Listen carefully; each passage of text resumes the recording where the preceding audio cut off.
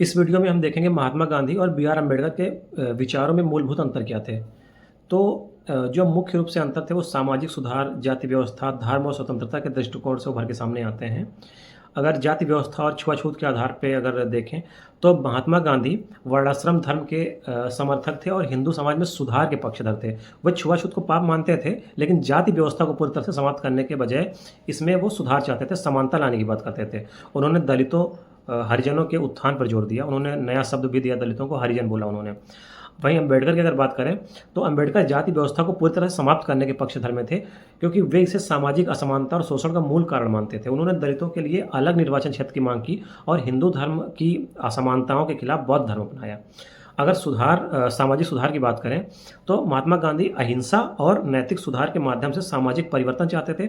उनका दृष्टिकोण हिंदू समाज के भीतर सुधार पर केंद्रित था, जैसे मंदिरों में दलितों का प्रवेश। वहीं पर अम्बेडकर की अगर बात करें तो अम्बेडकर कानूनी और संवैधानिक सुधारों पर जोर देते थे।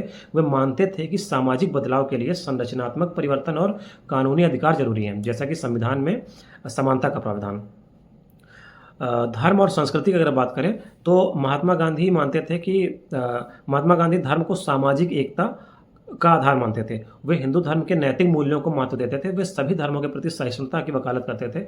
वहीं अम्बेडकर की अगर बात करें तो अम्बेडकर हिंदू धर्म को दलितों के शोषण का कारण मानते थे। उन्होंने बौद्ध धर्म को अपनाया क्योंकि वे इसे तर्कसंगत और समानता पर आधारित मानते थे। स्वतंत्रता आंदोलन और प्राथमिकताएं की अगर इस आधार पर बात करें तो महात्मा गांधी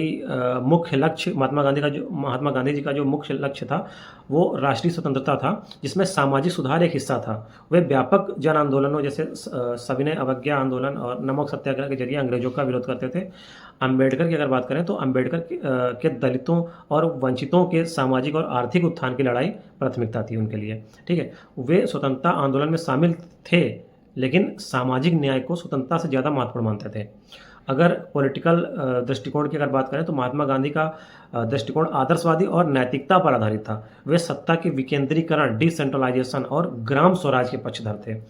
वहीं पर अगर अम्बेडकर की बात करें तो अम्बेडकर जी यथार्थवादी और संवैधानिक दृष्टिकोण अपनाते थे। वे मजबूत सेंट्रलाइज्ड गवर्नेंस और कानून के शासन के समर्थक थे, ताकि सामाजिक समानता सुनिश्चित हो सके।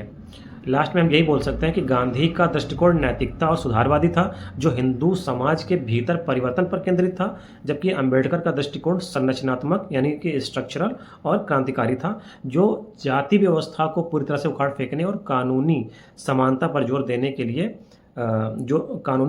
जोर देता था। दोनों के लक्ष्य सामाजिक न्याय और समानता थे, लेकिन उनके तरीके और प्राथमिकताएं भिन्न थी।